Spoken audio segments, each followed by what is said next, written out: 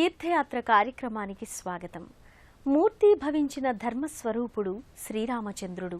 విశ్వశాంతికి, సమాజ ప్రగతికి ధర్మమొక్కటే మార్గమని రాముడు ఆచరించి చూపాడు. వ్యక్తి ధర్మానికి, రాజధర్మానికి రాముడు ప్రతీక. రాజ్యమంటే రామరాజ్యం, రాజంటే శ్రీరాముడే అనే రీతిలో రాఘవుడు యుగ యుగాలకు తరగని ఖ్యాతి అందుకున్నాడు.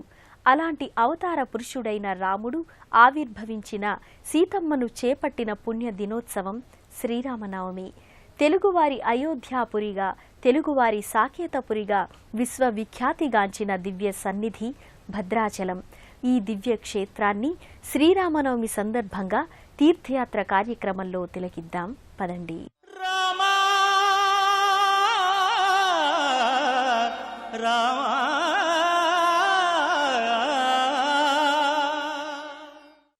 అల్లనల్లన సాగే గోదారమ్మ రాముని పాదాలు కడగడానికే అన్నట్టుగా వయ్యారపు ఒంపు తిరుగుతుంది. భద్రాద్రికి ప్రదక్షిణ పూర్వకంగా పరివేష్టితమై నిరంతర రామనామ ధ్యానంతో వడివడిగా సాగిపోతుంది. జల సవ్వడులతో రామకథను గానం చేస్తూ భద్రాచలాన్ని పునీతం చేస్తోంది. పరమ పావన గంగ గోదావరి ప్రవహించంగా, శ్రీరాముని పాదాలు కడగంగా, భక్తులందరూ గోదారిలో మునగంగా, శ్రీరామానుగ్రహంతో తరించంగా, రామదాసు కీర్తనతో ఈ గాలి, ఈ ధూళి, ఈ సన్నిధి పునీతంగా పరిఢవిల్లుతోంది. భద్రాచలం పాపరాశి కల్మషాలు దూరం చేయంగా ఇది భద్రాద్రి, ఇది భద్రాచలం. భారతీయ ఆర్ష ధర్మానికి సమున్నత ప్రతీకగా భాసిల్లే శ్రీరాముడు సీతాలక్ష్మణ సహితంగా కొలువుతీరిన భవ్య ప్రదేశం. ఇంటింటి దైవమైన శ్రీరాముడు, తెలుగువారి ఆరాధ్య దైవమైన రాఘవుడు నెలకొన్న పుణ్యక్షేత్రం. తక్కువేమి మనకు రాముండొక్కడుండు వరకు అంటూ రామతత్వాన్ని ఘనంగా కీర్తించి, రాముని వారము మాకేమి విచారము అంటూ రాముని పట్ల ఎనలేని అనురక్తి కనబరిచి, ఇక్ష్వాకు కులతిలక ఇకనైనా పలుకవా రామచంద్ర అంటూ రాముణ్ణి శరణువేడిన భక్తాగ్రగణ్యుడు, వాగ్గేయకారుడు రామదాసు భద్రాచల రామచంద్రునికి తొలిసారిగా ఆలయాన్ని నిర్మించాడు. గోల్కొండ నవాబు అబుల్ హసన్ తానిషా పాలనా కాలంలో కంచర్ల గోపన్న పాల్వంచ తహసీల్దారుగా ఉండేవారు. తానిషా దగ్గర మంత్రులుగా పనిచేసే అక్కన్న మాదన్నలకు గోపన్న స్వయాన మీనల్లుడు. ప్రజల నుంచి వసూలు చేసిన శిస్తుతో స్వామికి మొదటిసారిగా ఆలయాన్ని నిర్మించాడు. ఆభరణాల్ని చేయించాడు. భద్రాచల రామదాసుగా శ్రీరాముని దివ్య వైభవాన్ని ఘనంగా సంకీర్తన చేశాడు. ఏ తీరుగ నన్ను దయచూచెదవు ఇనవంశోత్తమ రామ అంటూ స్వామిని సంకీర్తన చేసి తాను తరించి మనల్ని తరింపచేశాడు. అలాంటి రామదాసుని అనుగ్రహించిన రాముడు, రాఘవుడు, రఘుకులుడు భద్రాద్రి రామనారాయణుడు. భద్రాచల శ్రీ సీతారామచంద్ర స్వామి వారి ఆలయ లోగిలి అద్భుతమైన పరమ పునీతమైన దివ్య సన్నిధి. విశాలంగా పరచుకున్న ప్రదక్షిణాపథం, ప్రాకార మంటపాలు, ఉపాలయాలు, గర్భాలయ గోపురం కన్నుల పండుగ చేస్తాయి.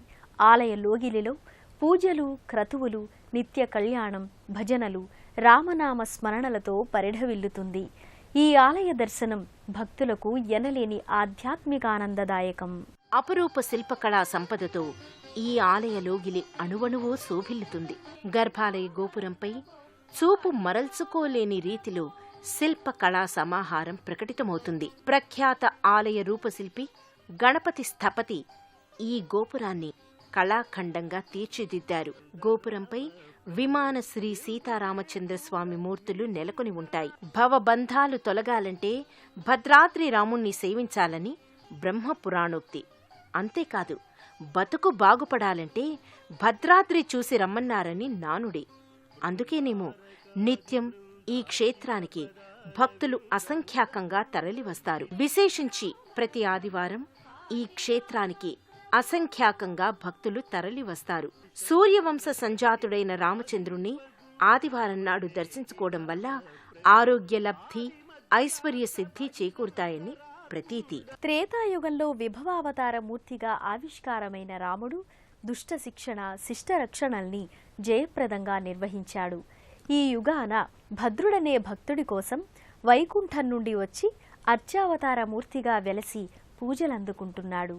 గర్భాలయంలో స్వామి సీతా లక్ష్మణ సహితంగా గోచరమవుతాడు. శంఖు చక్రాలు, ధనుర్బాణాలు ధరించి సీతమ్మతో పరివేష్టితుడై అనుజుడైన లక్ష్మణునితో దర్శనమిస్తాడు. రామనారాయణమూర్తిగా, వైకుంఠ రామునిగా, విష్ణు రాఘవునిగా స్వామి భక్తులు సేవించుకుంటారు. రామాయ రామభద్రాయ రామచంద్రాయ వేధసే రఘునాథాయ నాథాయ సీతాయాః పతయే నమః. వామాంకస్థిత జానకీ పరిలసత్ కోదండ దండంకరే చక్రం చోధ్వకరేణ బాహుయుగళే శంఖం శరం దక్షిణే బిభ్రాణం జలజాతపత్రనయనం భద్రాద్రి మూర్ధ్నిస్థితం కేయూరాది విభూషితం రఘుపతిం సౌమిత్రియుక్తం భజే. భద్రాచల రాముణ్ణి, వైకుంఠ రామనారాయణుణ్ణి తిలకించి పులకించి భక్తి ప్రపత్తులతో పరవశించి జగద్గురువు ఆదిశంకరాచార్యులు రచించిన మహాద్భుత శ్లోకంలో భద్రాద్రి రాముని రూపలావణ్యాల్ని వర్ణించారు.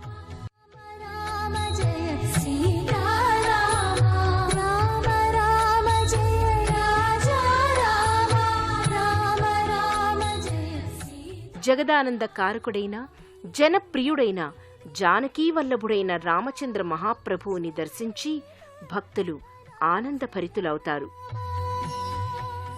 ఎవరి నామం పరమ పావనమైనదో, ఎవరు సర్వులను రంజింపచేస్తాడో, ఎవరు మూర్తీభవించిన ధర్మస్వరూపుడో, ఎవరు ధీరోదాత్తుడో, మర్యాద పురుషోత్తముడో, శక్తిశీలాలచే పరిమళించే మంగళాకారుడో అతడే శ్రీరామచంద్రుడు.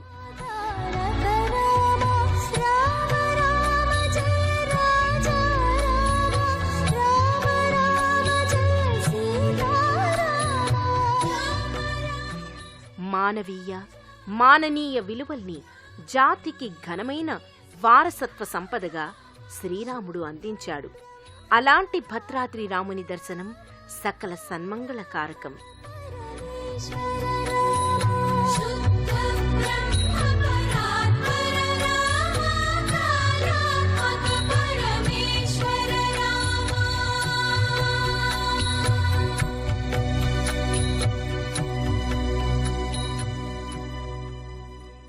ప్రతి జ్యేష్ఠ నక్షత్రాన 108 కలశాలతో జ్యేష్ఠాభిషేకాన్ని స్వామివార్ల ఉత్సవమూర్తులకు నిర్వహిస్తారు. భద్రాచల క్షేత్రానికి సంబంధించి ఎన్నో స్థల పురాణ గాథలు ప్రచారంలో ఉన్నాయి. శ్రీరాముడు అరణ్యవాసంలో ఉన్నప్పుడు తనను సేద తీర్చిన శిలారూపంలో ఉన్న భద్రుణ్ణి అనుగ్రహించాడంటారు. రామావతారం ముగిశాక రాముడు నారాయణునిగా వైకుంఠాన్ని చేరుకున్నాడు. రాముడు తనకిచ్చిన వరం ప్రకారం రామభద్రునిగా తనపై అధివసించాలని భద్రుడు ఘోర తపస్సు చేశాడంటారు. ఆ తపఫలితంగా రాముడు రామనారాయణునిగా ఆవిష్కారమయ్యాడని ప్రతీతి. భద్రుని కోసం దివి నుంచి భువికి దిగివచ్చిన రాముడు భక్తుడైన భద్రుని తపోదీక్షకు మెచ్చి ఆర్తరక్షణ పరాయణుడైన వైకుంఠధాముడు వేగిరపాటుతో అపసవ్యంగా శంఖుచక్రాల్ని ధరించి ధనుర్బాణాల్ని చేతబూని సీతాలక్ష్మణ సహితంగా భద్రగిరిపై విలిశాడంటారు. ఈ జగమంతా రామమయం, ఈ జగమ 16వ శతాబ్దంలో పోకల దమ్మక్క అని భక్తురాలు సీతా రామలక్ష్మణ అర్చావతార మూర్తుల్ని ఓ పుట్టలో తొలిసారిగా చూసిందంటారు. ఆ మూర్తులకు తాటాకు పందిరివేసి నిత్యం తాటిపళ్లనే నైవేద్యంగా సమర్పించిందని చెప్తారు. తాటిపళ్లనే భద్రాద్రి రాముడు తనివి తీరా ఆరగించి దమ్మక్కను అనుగ్రహించాడంటారు. భద్రాచలంలో చైత్రశుద్ధ పాడ్యమి నుండి దశమి వరకు ఉత్సవ సంరంభం కన్నుల పండుగగా వెల్లివిరుస్తుంది. వసంత నవరాత్రులు భద్రాచలంలో వైభవోపేతంగా ప్రకటితమవుతాయి. శ్రీరామనవమి నాడు భద్రాద్రి భక్తాద్రిగా మారిపోతుంది. మిథిలా ప్రాంగణంలో నేత్రోత్సవంగా రమణీయ కమనీయ సంబరంలో సాగే సీతారాముల కళ్యాణం ఓ ఆనందార్ణవ సన్నివేశం. కళ్యాణమంటే సీతారాములదే. ఆకాశమంత అరుగు, భూదేవంత పీట వేసి నేత్రపర్వంగా సాగే ఈ వేడుకకు దేశం నలుమూలల నుంచి భక్తులు భద్రాచలానికి తరలివస్తారు. 1964 సంవత్సరంలో గణపతి స్థపతి ఆధ్వర్యంలో నిర్మించిన కళ్యాణ మంటపంలో నేత్రోత్సవంగా ఈ వేడుకను నిర్వహిస్తారు.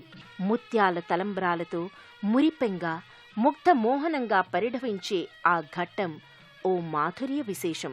కళ్యాణ వైభోగంతో శ్రీరామనవమి నాడు భద్రాచలం రామభక్తజనం ముగ్ధులవుతారు. అందరి హృదయాలలో ఉండి జీవితాల్ని ఆహ్లాదపరుస్తాడే అతడే అమృతుడు, అంతర్యామి అని రామ వైభవాన్ని బృహదారణ్యక ఉపనిషత్ పేర్కొంది. ఆ అమృత స్వరూపుడు భారతీయ ఆర్ష ధర్మ సంస్కృతికి విరాట్మూర్తి. ఆ జగదానందకారకుడు నెలకొన్న భద్రాచల దర్శనం సకల సన్మంగళదాయకం. తెలుగువారి పుణ్యపేటి భద్రాచలం ఇది ఐహిక ఆముష్మిక సంపదల ఆలవాలం.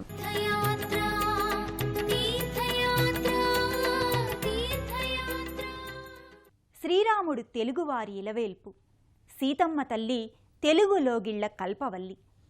అలాంటి సీతారాములు కొలువుదీరిన ప్రతి ఊరూరు అయోధ్యాపురిగా భక్తులు భావిస్తారు. అలాంటి పతిత పావన మూర్తులైన జానకి రాఘవులు వెలసిల్లుతోన్న దివ్యధామం గొల్లల మామిడాడ క్షేత్రం. ఈనాటి తీర్థయాత్రలో ఈ క్షేత్ర విశేషాల్ని తిలకిద్దాం రండి. శ్రీరామ రామ రామేతి శ్రీరామ రామ రామేతి రమే రామే మనోరమే. చరితం రఘునాథస్య శతకోటి ప్రవిస్తరం ఏకైకమక్షరం రుణాంచ మహాపాతక నాశనం. అనంత కళ్యాణ గుణకారకుడు భక్తాభీష్ట ప్రదాయకుడైన శ్రీరామచంద్రుడు యుగ యుగాలుగా తెలుగువారి ఎలవేలుపుగా పూజలందుకుంటున్నాడు. రామో విగ్రహవాన్ ధర్మః, మూర్తీభవించిన ధర్మస్వరూపునిగా రఘునందనుడు తరతరాలకు ఆదర్శప్రాయుడై తేజరిల్లుతున్నాడు. ఈ నేపథ్యంలో గొల్లల మామిడాడ దివ్యక్షేత్రంలో స్వామి కోదండరామునిగా కొలువుదీరి పూజలందుకుంటున్నాడు. ప్రశాంతమైన వాతావరణంలో ప్రకృతి అందాల నడుమ అలరారుతున్న గొల్లల మామిడాడ శ్రీ కోదండరామాలయ శోభ వర్ణనాతీతం. 5 ఎకరాల విస్తీర్ణంలో సువిశాలమైన లోగిలిలో ఈ ఆలయం విరాజిల్లుతోంది. ఈ ఆలయ వైభవ ప్రాభవాలకు చిహ్నాలుగా సమున్నతమైన తూర్పు పశ్చిమ గోపురాలు గోచరమవుతాయి. స్తూపాకృతుల్లో ఉన్న ఈ గోపురాలు ఎంతో విలక్షణమైనవిగా విరాజిల్లుతున్నాయి. ప్రధాన ఆలయ ప్రాంగణం ప్రవేశద్వారంపై శ్రీ సీతారామ లక్ష్మణుల దివ్యమూర్తుల్ని భక్తులు దర్శించుకుంటారు.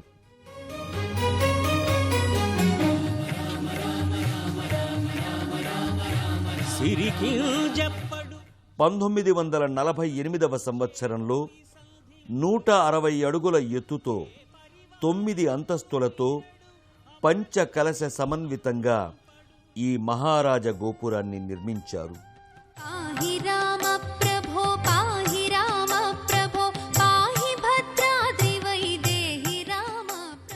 ఆలయ ప్రాంగణానికి పడమటి వైపున 1958వ సంవత్సరంలో 210 అడుగుల ఎత్తుతో 11 అంతస్తుల మహావైభవ రాజగోపురాన్ని నిర్మించారు. ఈ రామాలయానికి ప్రత్యేక ఆకర్షణగా నిలుస్తున్న తూర్పు పడమటి దిక్కులతో నిర్మించిన ప్రత్యేక అతిపెద్ద రాజగోపురాల పై వరకు మెట్లు ఎక్కి వీక్షించే అవకాశం భక్తులకు ఉంది. గొల్లల మామిడాడ వాస్తవ్యులైన ద్వారంపూడి సుబ్బిరెడ్డి, రామిరెడ్డి అనే శ్రీరామ భక్తులు ఎందరో వదాన్యులతో కలిసి 1889వ సంవత్సరంలో నిర్మించిన ఈ దేవాలయాన్ని 1934వ సంవత్సరంలో పునరుద్ధరించారు.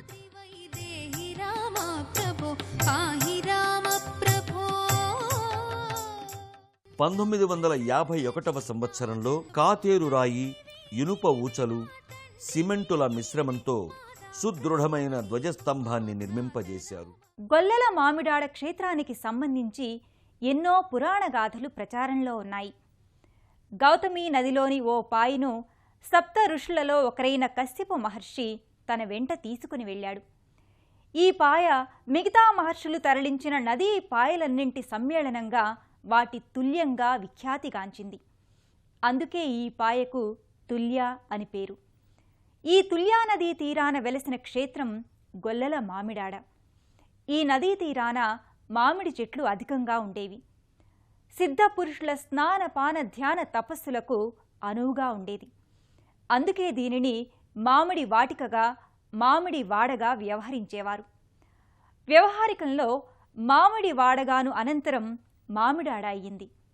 తదనంతరం యాదవుల నివాస స్థలిగా ఇది మారడంతో ఈ గ్రామం గొల్లల మామిడాడ అయిందని చెబుతారు. గర్భాలయంలో ఆంజనేయ సహిత శ్రీ సీతారామ లక్ష్మణ దివ్యమూర్తులు భక్తాభీష్ట వరదులై నెలకొని ఉంటారు. 1934వ సంవత్సరంలో గర్భాలయంలో ఈ ధ్రువమూర్తుల్ని ప్రతిష్ఠించారు. వేడుకున్న వారి పాలిట కొండంత వేల్పుగా కోదండరాముడు భక్తుల్ని అనుగ్రహిస్తాడని ఓ నమ్మకం. గర్భాలయంలో ఆంజనేయ సహిత శ్రీ సీతారామ లక్ష్మణ దివ్యమూర్తులు మహా తేజో విరాజితంగా వెలుగొందుతూ ఉంటాయి. సమున్నత పీఠంపై స్థానక భంగిమలో రత్న కుండలాలతో, కిరీటాదులతో, హస్తభూషణాలతో, పుష్పమాలాలంకృతంగా, సర్వాంగ సుందరంగా మూలవరులు ముచ్చట గొలుపుతారు. 1889వ సంవత్సరంలో శ్రీ సీతా మహాలక్ష్మి, శ్రీ రామచంద్రమూర్తి అనే పేర్లతో ఇక్కడ 2 కోలలను అనగా కొయ్యబొమ్మల్ని ప్రతిష్ఠించారు. అయితే 1934వ సంవత్సరం మార్చి 24వ తేదీన ప్రస్తుతం మనం వీక్షిస్తోన్న సీతారామ లక్ష్మణ అర్చావతార మూర్తుల్ని కొయ్యబొమ్మల స్థానంలో ప్రతిష్టాపన చేశారు. ఆనాటి నుంచి ఈనాటి వరకు ఈ ఆలయం దివ్య ప్రభాభాసితంగా ఈ దివ్యమూర్తులతో వెలుగొందుతోంది. కోదండరామ పాద సన్నిధిలో ఉన్న ఆంజనేయ స్వామి ప్రతిమ 1967వ సంవత్సరం జూలై 1వ తేదీన ప్రతిష్టాపన చేశారు. గొల్లల మామిడాడ కోదండరామ దివ్య సన్నిధానంలో పలు ఉపాలయాలున్నాయి.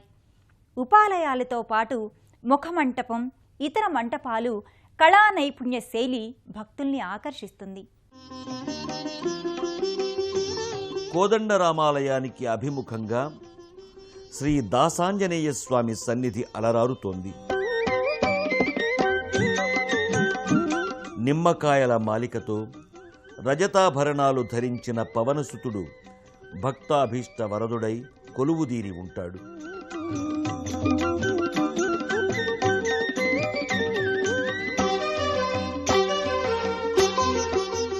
ఆంజనేయ స్వామికి మంగళవారం గంధంతో, సింధూరంతో, తమలపాకులతో సహస్రనామ పూజల్ని జరుపుతారు.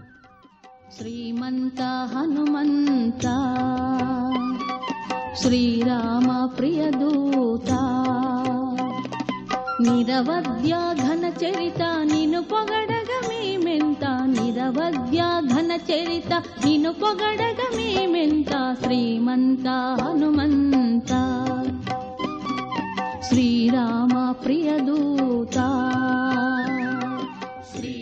ప్రధానాలయంలో శ్రీ కోదండరామాలయానికి చేరువలోనే బాలగజానన స్వామి ఆలయం నెలకొని ఉంటుంది. సాధారణంగా గోచరమయ్యే వినాయక ప్రతిమలకు పూర్తి విభిన్నంగా ఈ ప్రతిమ గోచరమవుతుంది. సంపూర్ణ కవచాలంకృతుడైన స్వామికి సర్పాకృతి అలంకార విశేషంగా అమరి ఉంటుంది.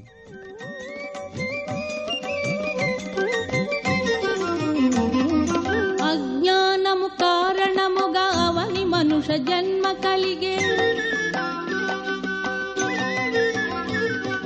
బలము బుద్ధి విద్యలిచ్చి భ్రాంతి బాపు హనుమంత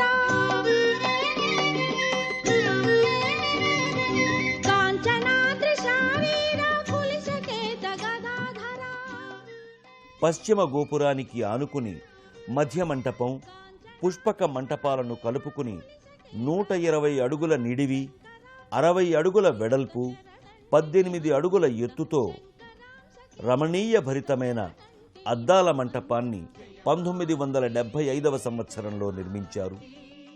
ఈ మంటపంలో రామాయణ విశేషాలకు సంబంధించిన పలు కథాత్మక శిల్పాకృతులు గోచరమవుతాయి. గొల్లల మామిడాడలో వేంచేసి ఉన్న కోదండరాముడు భక్తులెందరికో ఆరాధ్య దైవం. కోరి కొలిచితిమయ్యా కోదండరామ రక్షింపుమయ్యా సాకేతధామ అంటూ భక్తులు స్వామికి ప్రణతులు సమర్పించుకుంటారు.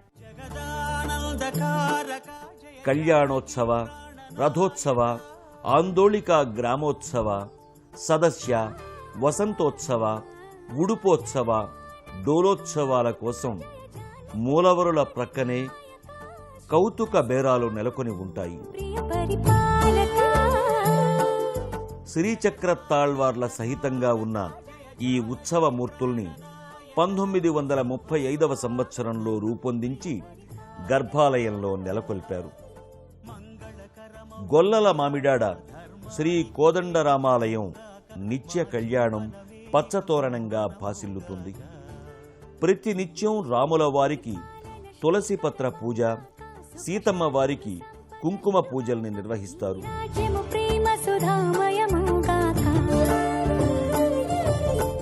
అలాగే ప్రతి గురువారం ఈ ఆలయంలో రామదేవుని వ్రతాల్ని నిర్వహించడం ఇక్కడి విశేషం. ధనుర్మాసం, కార్తీక మాసం, శ్రావణ మాసాలలో స్వామివారికి విశేష పూజల్ని నిర్వహిస్తారు. చైత్రమాసంలో కోదండరామునికి వసంత నవరాత్రి ఉత్సవాల్ని నిర్వహిస్తారు. శ్రీరామ నవమి నాడు ఇక్కడ శ్రీ సీతారామ కళ్యాణ మహోత్సవాలని కన్నుల పండుగగా నిర్వహిస్తారు.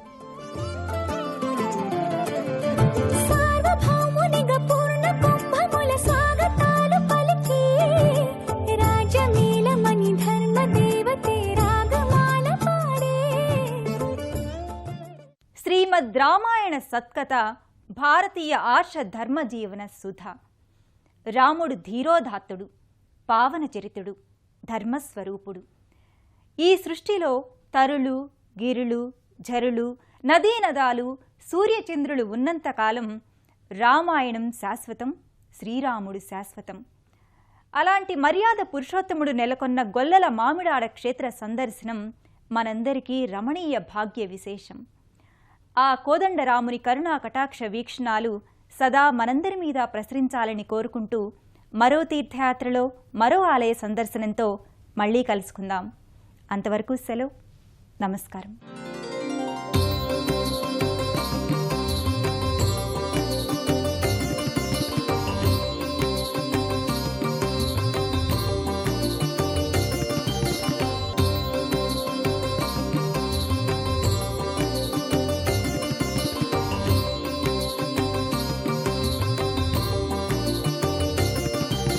Thank you.